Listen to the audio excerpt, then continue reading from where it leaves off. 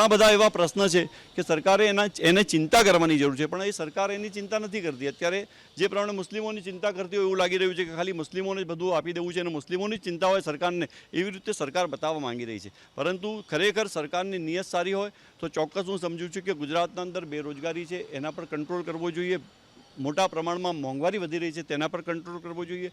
આજે જે પ્રમાણે ગુજરાત રાજ્યના અંદર મોટા પ્રમાણમાં ડ્રગ્સ આવી રહ્યા છે, લોકો બેફામ રીતે ડ્રગ્સ પી રહ્યા છે, સરકારે એના પર કંટ્રોલ કરવાની જરૂર છે. ઘણા બધા એવા પ્રશ્ન છે ગુજરાતના અંદર કે જેના અંદર સરકારે કડક રીતથી અમલ કરવાની જરૂર છે. પરંતુ મને લાગી રહ્યું છે કે સરકારે યુસીસીનો જે કાયદો બનાવ્યો છે, 5 વ્યક્તિની કમિટી બનાવી છે, 45 દિવસમાં રિપોર્ટ આપવાનો છે, એ સરકારની મનસા મને શું લાગી રહ્યું છે અત્યારે મને ખબર નથી. કોંગ્રેસ પક્ષ વિધાનસભામાં મુદ્દો ઉઠાવશે નહીં, ચોક્કસ હજુ વિધાનસભા 19મી ફેબ્રુઆરીથી ચાલુ થશે. એના અંદર જ્યાં સુધી અમે સરકાર શું કહેવા માંગે છે, સરકારનો જે ડ્રાફ્ટ છે, ડ્રાફ્ટ અમે જ્યાં સુધી વાંચીશું નહીં, અમારા આગેવાનો છે, મુસ્લિમ સમાજના આગેવાનો છે, એ વાંચશે નહીં ત્યાં સુધી અમે એની આગળ કોઈ પ્રતિક્રિયા આપી નહીં શકીએ. કેમ કે ઉત્તરાખંડના અંદર જે પ્રમાણે એ લોકોએ કાયદો બનાવ્યો છે એના અંદર એ કાયદોના એ જ લોકો અહીંયા અત્યારે સામેલ કરેલા છે. એટલે જે કાયદો બનાવ્યો છે ત્યાં ટ્રાઇબલ માટેનો અને આદિવાસી માટે એ લોકોને છોડી દેવામાં આવ્યા છે, એમાંથી મુક્તિ આપવામાં આવી છે. તો સરકારની મનસા શું છે એ જાણવા માંગુ છું. પણ ધર્મગુરુ સાથેનો પણ સંવાદ થશે, મુસ્લિમ સમુદાયના ધર્મગુરુ સાથે કોઈ આપ ચર્ચા કરશો?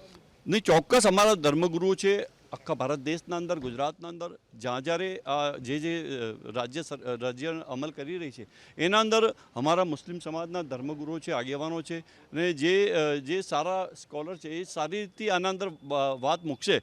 ચોક્કસ અત્યારે તો ખાલી ડ્રાફ્ટ છે, ડ્રાફ્ટના અંદર સરકાર શું કહેવા માંગે છે એ ડ્રાફ્ટ આવશે ત્યારે અમે આપને સંપૂર્ણ માહિતી આપીશું.